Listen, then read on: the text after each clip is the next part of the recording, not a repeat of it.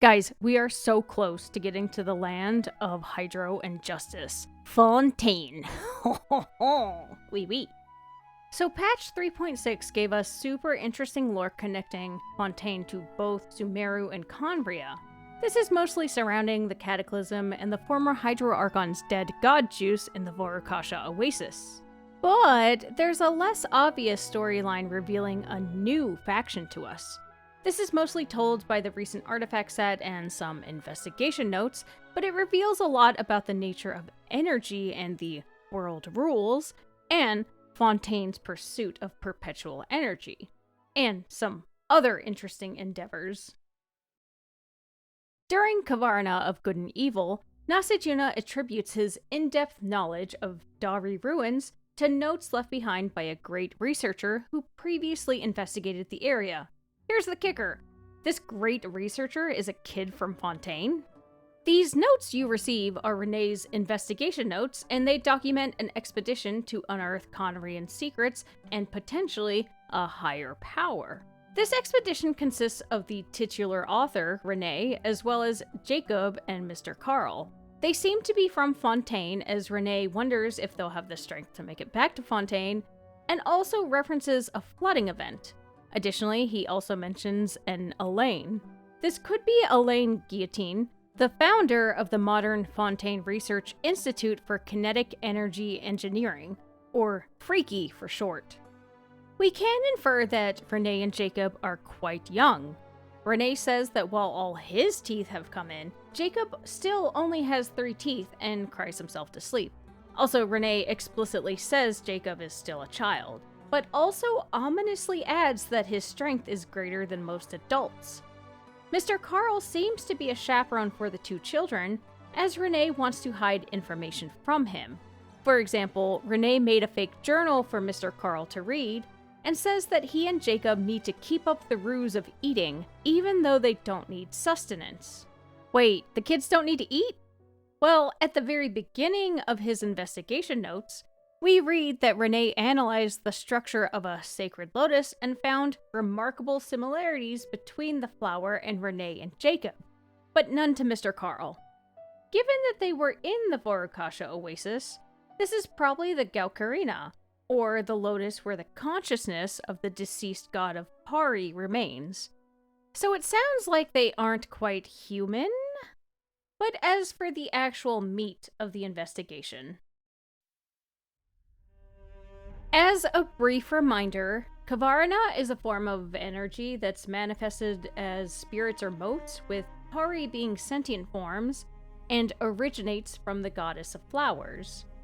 Rene's notes reflect investigations into Khvarena, as well as Khaenri'ah technology. There are also some scattered pages that seem to be from this original investigation that give a clearer picture of his results. To summarize the aggregated findings, Khvarena is more similar to redacted, or whatever term they use for abyssal power, more so than it is to elemental energy. Abyssal power has a polluting quality, Khvarena has a purifying quality, and they could be considered a higher order than elemental energy, and has the ability to rewrite the rules. They both assimilate matter and energy and have a sense of self-recognition or will. He goes on to say that these 2 powers are similar, but opposing, and their introduction to one another creates an annihilation reaction. Rene goes on to say that the implementation of basic elemental energy, like in Khaenri'ah's case with Azosite, is basic, and even Khaenri'ah's later use of abyssal power is not optimal because it's unrestrained. Its use is unconscious.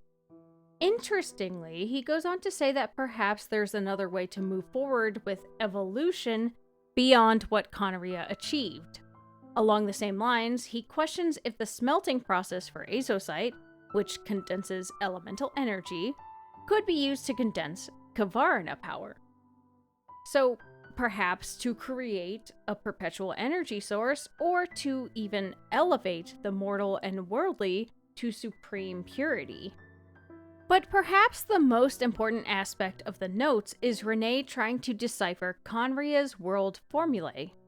Through his work, he comes to a conclusion that there's an impending disaster, and they need to do something to prevent an impact.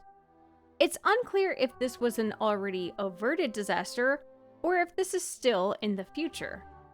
For example, Lieben said that there's still some sort of justice incoming for Fontaine, and Khedive in the Chasm also alluded to a great conflict between the heavens and the abyss, with humanity potentially being a casualty.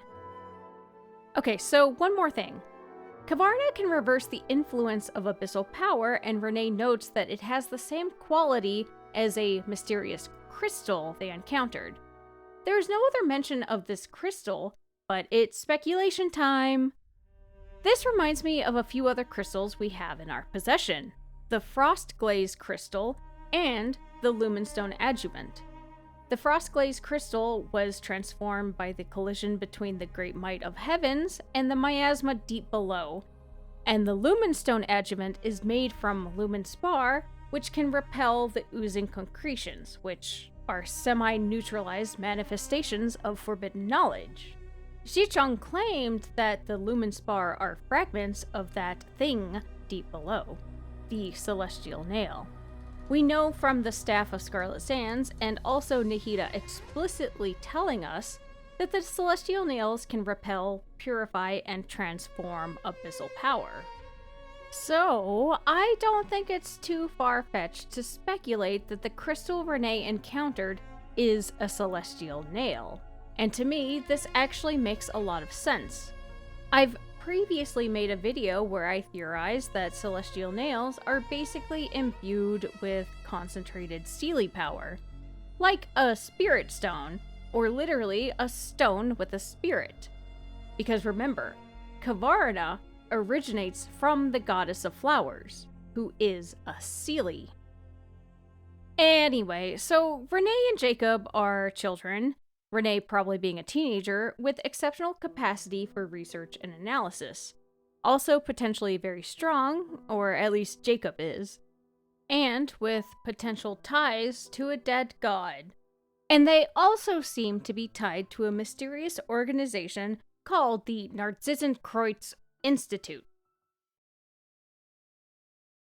The Narzissenkreuz Institute was an organization consisting of tiny champions led by an unknown director and vice director. It seems to originate from Fontaine and has unknown links with Alain Guillotine, the founder of the modern-day Freaky.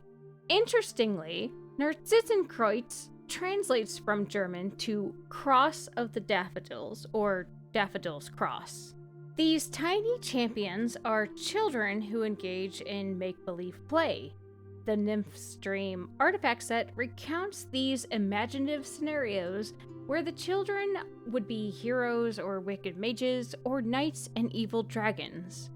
The goal of Narzissenkreuz for these children is unknown, but from the investigation notes, these are not normal children.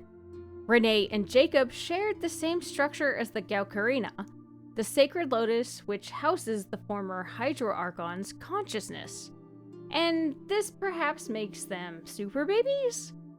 Now, this is speculation, but I think it would be very interesting to have examples of elemental, or at least inhuman life forms evolving to the point they're indistinguishable from normal humans. If you want another fun crack theory about the evolution of elemental life forms into humans, check out my video on Khaenri'ah and the Realms Beyond. Anyway, back to Narzissenkreuz. The director is described as tall and pure, and went off with her sisters to fight evil at its source. Due to the links to Fontaine, the mention of her sisters, Rene's comparison of her to a hydro slime, and especially the fact that a new recruit's clothes were soaked by her hug, it seems that the director is maybe an advanced hydro elemental being, or even an Oceanid. As she went off to fight evil, we may even very tentatively and precariously speculate that she may be the former Hydro Archon herself, voyaging to Tanigi Hollow and the Vorakasha Oasis to fight the cataclysm, and now her consciousness rests in the Gaokerena. Again, that's speculation and would have complicated implications. So anyway, the vice director has the Wicked Mage's plumule on her hat, and apparently made really good snacks for afternoon tea. The children would pause their roleplay to go to tea, as referenced by Rene in his journal, and also the hero's tea party artifact. Rene also says she doesn't lie like other adults. This weirdly reminds me of another mage who is one to never lie, and also likes tea parties. So the director and vice director leave the Institute for some evil fighting business, and this is around the same time Rene is on his expedition, as Rene seems unsure about them returning. They would end up not returning, apparently slumbering beneath the waves. After this, a shadow would fall over the children's imagined kingdom at the Institute. The children would go on to end up joining various military or police forces, like the Maréchal Fontaine, or becoming adventurers. The aftermath is described very poetically, to say the least. The Odyssean flower illustrates the diverging paths of the former tiny champions. Some wanted future tales to keep going uninterrupted and pursued machinery and technology, while others wanted to start stories anew and go on an incomprehensible journey in the name of the nymphs.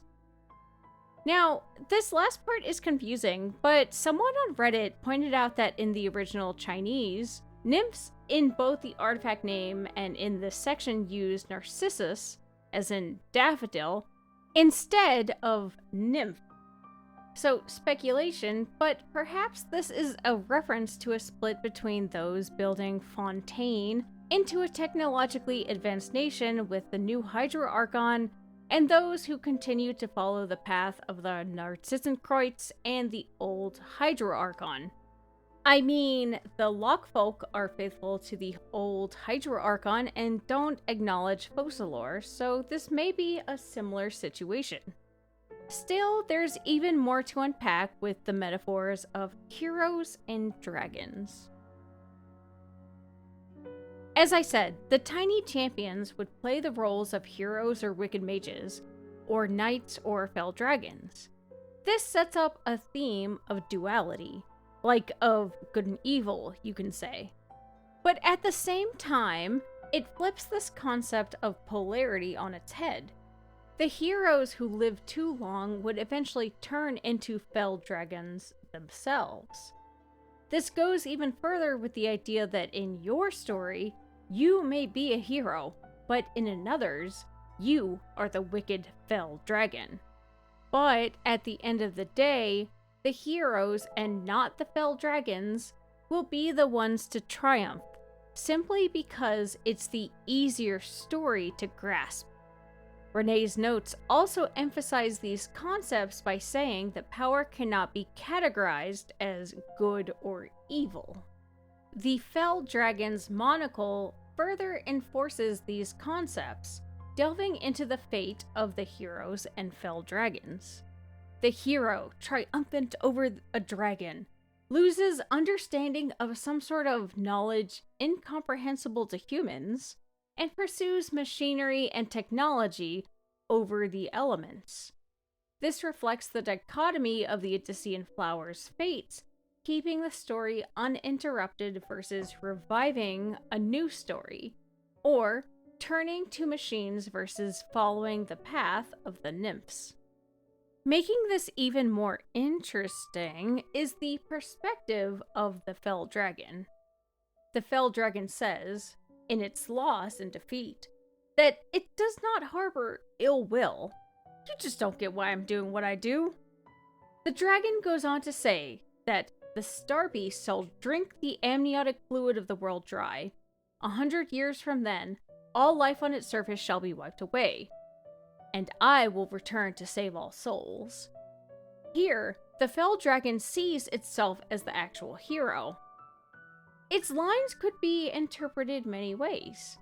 Could this refer to the conflict between the alien usurpers, the heavenly principles, and a faction like the Bishops or Dragons, or Khaenri'ah, or even the Fatui? Or even the Light Realm versus the Abyss of the Void Realm? Or even another unknown conflict, even something more specific to Fontaine? Whatever the reference, it may also be foreshadowing about who the true villain of Genshin is. Now, to segue to something a little less abstract,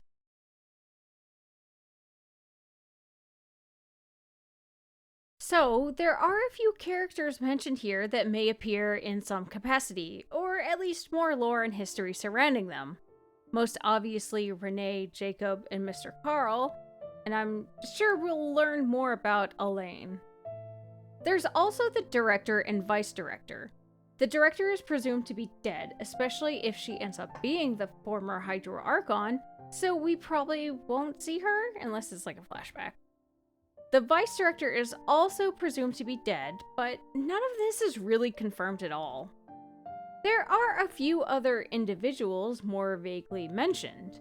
There's the new girl introduced in the hero's tea party, and there's also the tiny champion who loved machines, but we know nothing else about either, assuming they're not the same person. It would be interesting to see a Harbinger tie-in here. For example, we know Arlecchino runs the House of the Hearth in Snezhnaya, and maybe the orphanage turned super babies hero thing gained inspiration from the Narzissenkreuz. There's also Sandrone, who appears in the Winter Nights Lazo trailer with a Ruin Guard-esque robot holding her. And it's clear from Skara's voice lines in this that she has a penchant for tinkering with machines. An association with the Narzissenkreuz would imply that either is pretty old, but we don't need to get into the fine print. Listen, don't think about it too much. We just want more Harbingers. Okay, this all said, there may be more. In the artifact set, there's an excerpt telling the story of an evil dragon named Narcissus, desiring a slumbering princess and her treasure. Her treasure is a clear, bright pearl of water. A tiny life was created from this pearl.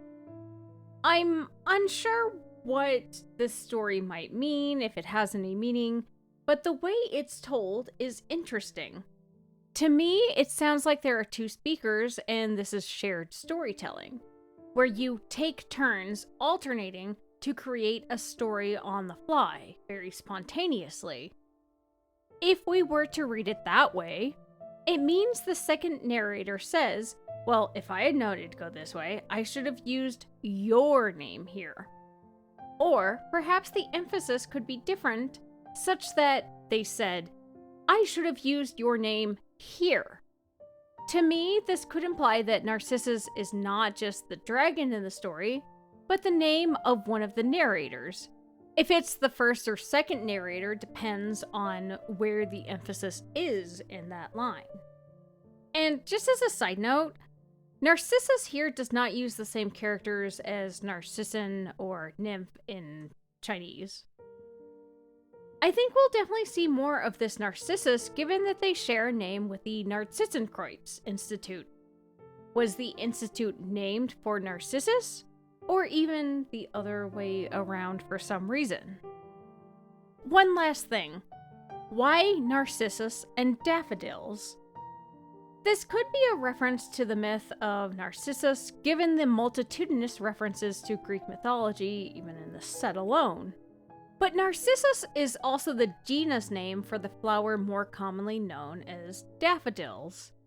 In the Odyssey, like in the Odyssean flower, Homer described the underworld as having Elysian meadows carpeted with flowers, and these were thought to be Narcissus, or daffodils. The symbolism of daffodils varies a lot by culture and region, like with death and tombs in ancient Greece. But alternatively, daffodils are also known as Lent lilies as they have a long association with Lent and Easter. Daffodils bloom early in spring or around Lent and Easter.